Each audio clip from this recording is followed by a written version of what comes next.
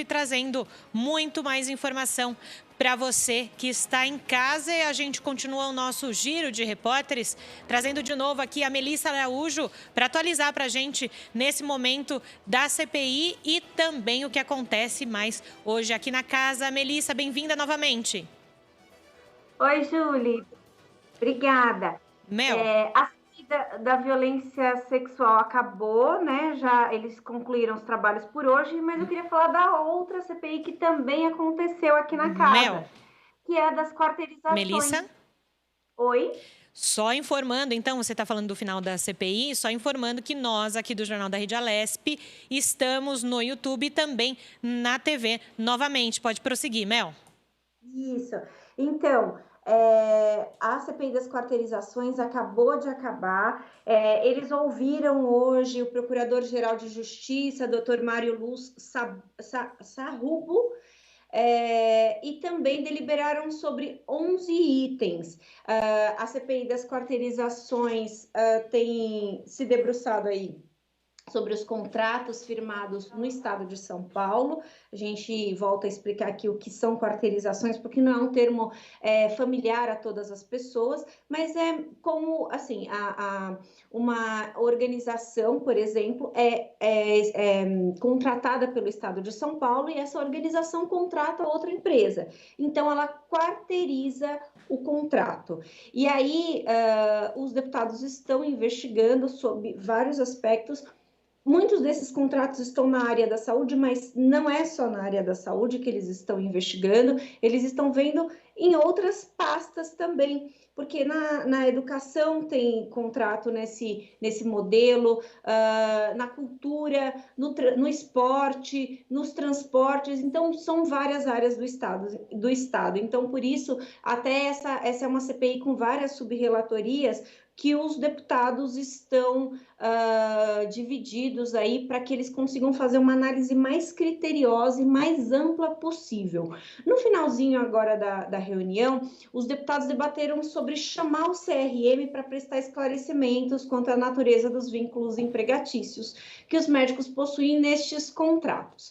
A gente lembra o seguinte, geralmente os médicos, por exemplo, eles têm um contrato de prestação de serviço para essas organizações, que eles chamam de PJ, que a gente chama de PJ. E aí, nesse caso, eles não consideram esse como um contrato quarteirizado, porque contrata-se ali uma cooperativa de médicos, e esses médicos prestam serviços para organização ou para a contratada.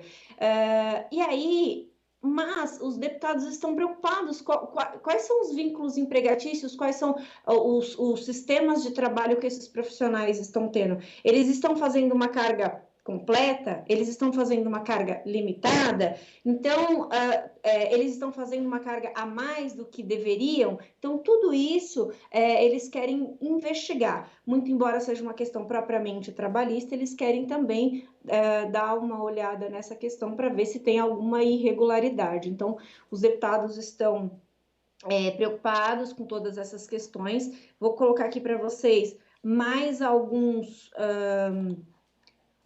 eles fizeram também aqui, requerimento que solicita o comparecimento, a deputada Janaína fez essa solicitação, senhor Basílio Jorge Pantazes e Wilson Melo Neto, para prestar esclarecimentos a esta comissão a respeito do processo número tal de aquisição de ventiladores e anestesia e ventilador pulmonar da Secretaria de Estado da Saúde. Então, todos os insumos,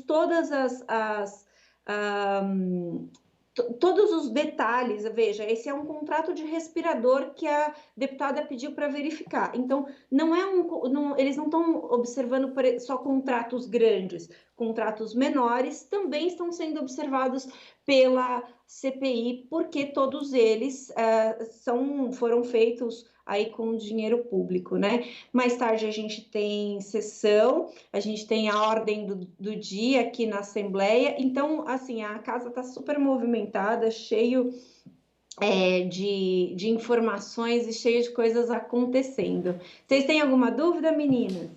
É importante também dizer, Melissa, para as pessoas, né, e reiterar também essa informação do trâmite. A CPI, ela investiga, se precisar, tem alguma sanção jurídica, como que é o procedimento, como sai daqui os resultados da CPI e vão para outra esfera jurídica? É assim, ó, eles fazem o levantamento durante os 120 dias que eu havia mencionado antes, ou mais 60, 120 mais 60. Faz o levantamento, desse levantamento é gerado relatórios, ou mais relatórios. No caso da CPI, das quarteirizações, serão pelo menos 4 relatórios de cada uma das subrelatorias, que serão juntados num relatório só, né? Ou eles serão entregues para o relator, que vai juntar num relatório só e fazer o parecer final. Esse documento é encaminhado ao Ministério Público e aos órgãos competentes. Se o Ministério Público enxergar ali uma irregularidade, ele incorpora aquela informação nas investigações que eles também têm.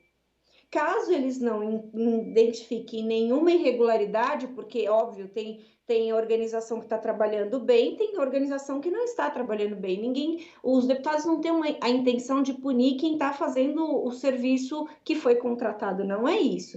É só ver quem não está fazendo corretamente. Se não houver nenhuma irregularidade, será arquivado.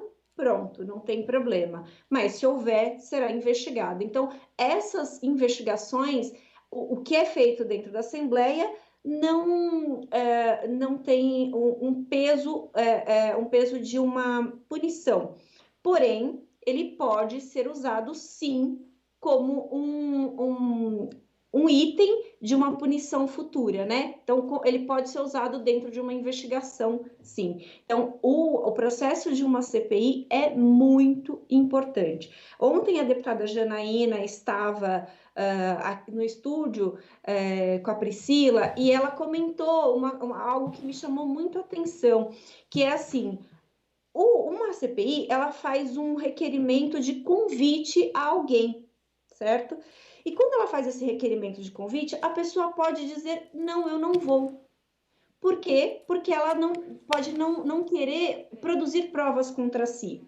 Obviamente que as pessoas têm uma tendência a colaborar, mas se ela não quiser colaborar, legalmente ela está amparada.